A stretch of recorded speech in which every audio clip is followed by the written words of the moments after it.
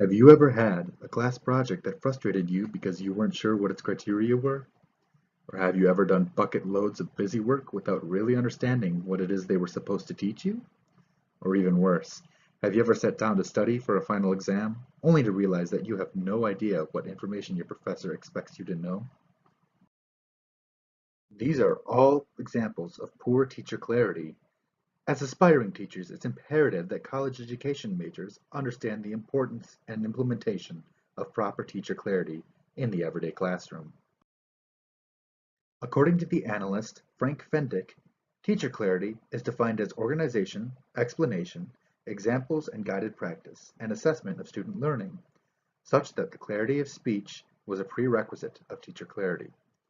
This means that through well-planned and concise curriculum organization, explanations, examples, guided practices, and assessments, a teacher can inform their students explicitly on what they want them to learn and achieve in a classroom. In his book Focus, Mike Schmoker states that teacher clarity, along with instructional simplicity and priority, are the essential fundamentals for any successful education system. As part of teacher clarity, teachers need to define learning goals for students. This assists in ensuring that students are confident in what they need to accomplish. When learning goals are not clear or are not presented up front, students struggle in the learning process. According to author Emily Faulkner, low achievement has been linked to the failure of students to understand what teachers are requiring of them, whereas the best performing institutions make it clear to students what is expected of them to succeed. In order to better understand how to develop learning goals for students, we can borrow the acronym SMART from the business world. According to this acronym, developed by George T. Duran, goals should be specific, measurable, attainable, relevant, and time-based. Specific goals clearly state what the teacher expects students to accomplish through the assignment. Instructions should not be vague and should not rely on the use of general terms. Measurable goals refer to setting specific boundaries for student projects. These boundaries should provide students with a structure for the projects. For example, a word limit on a paper or a time limit on a video project or presentation.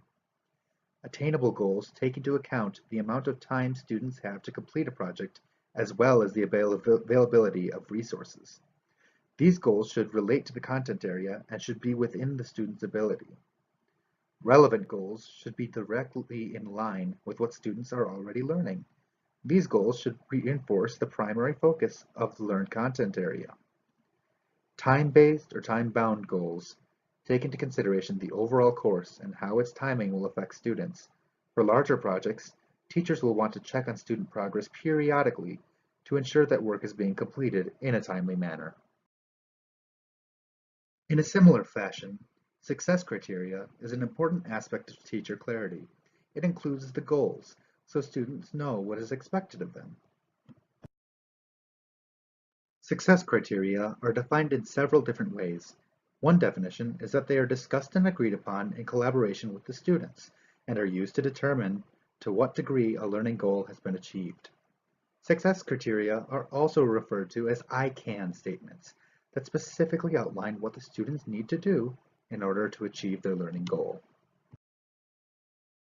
In the article, Learning Intentions and Success Criteria, Learners and Teachers' Views, it states that learning intentions tell the learners what the intended outcome of the lesson is with regard to their learning.